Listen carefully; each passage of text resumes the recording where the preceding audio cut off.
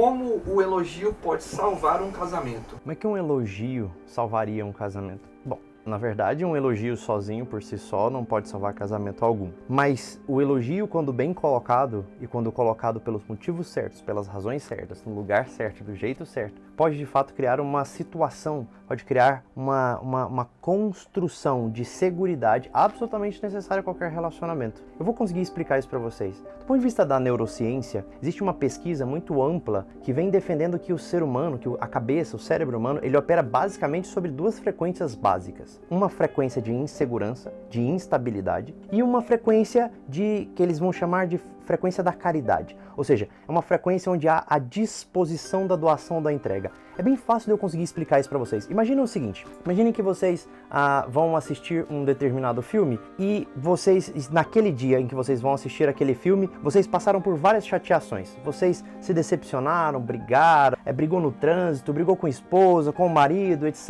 E você está num dia realmente ruim e você vai assistir um filme. Talvez seja um filme que você já tenha assistido. Se você tiver a disposição de conseguir se analisar, você vai perceber que as coisas ruins do filme vão ficar muito evidentes. As críticas que antes talvez fossem pequenas àquele filme, agora você vai fazer elas de forma abundante. É como se você colocasse uma espécie de lupa em tudo aquilo. Bom, da mesma maneira, se você vê um filme que não é lá talvez essas coisas, mas você está apaixonado, e naquele dia o seu marido, a sua esposa ou o seu namorado te elogiou, te validou, te deu presentes, vocês saíram para jantar e depois disso vocês foram assistir um filme apaixonados. Muito provavelmente esse filme você vai assisti-lo realçando, segundo o seu olhar, as coisas boas dele. Ainda que não seja um filme lá essas coisas, ele vai se tornar bom exatamente por todo o preâmbulo que se construiu dele. O que eu quero dizer com isso? Às vezes, o excesso de crítica, a reclamação, essa palavra é muito importante, né? O que é reclamar? É atualizar, é chamar de volta, é clamar novamente,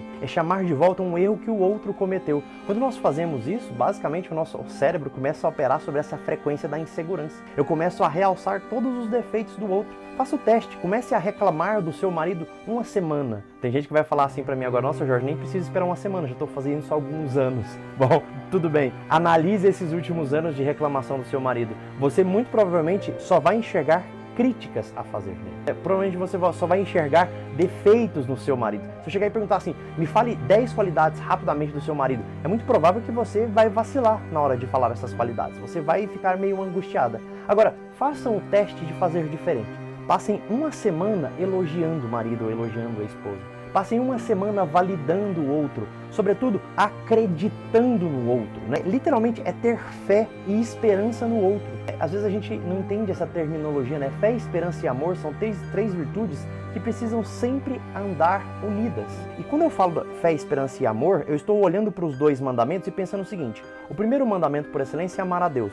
Então eu preciso amar a Deus, esse amar precisa estar entremeado de esperança nesse mesmo Deus e de uma fé nesse Deus. Quando eu olho para amar ao próximo, eu preciso entender que esse amar ao próximo ele tem a ver com ter esperança no próximo e ter fé no próximo, não na humanidade do próximo, mas ter fé de que o próximo possa ser melhor, de que o outro pode ser melhor, de que o outro pode sim se tornar aquela pessoa que você sempre almejou que ela fosse, segundo a graça de Deus. Quando eu valido, quando eu elogio, eu estou olhando para aquela pessoa e o meu olhar está transfixando a carne dela, está indo para além dos erros dela, das falhas dela, das dificuldades dela e dizendo, você é melhor do que isso, eu acredito em você. Esse tipo de olhar faz com que o outro comece a melhorar também. Faz com que você primeiro valorize as qualidades que o outro tem e o ajude a encontrar um caminho melhor. Então, nesse sentido, o elogio pode salvar um casamento? Sim, o elogio pode salvar um casamento.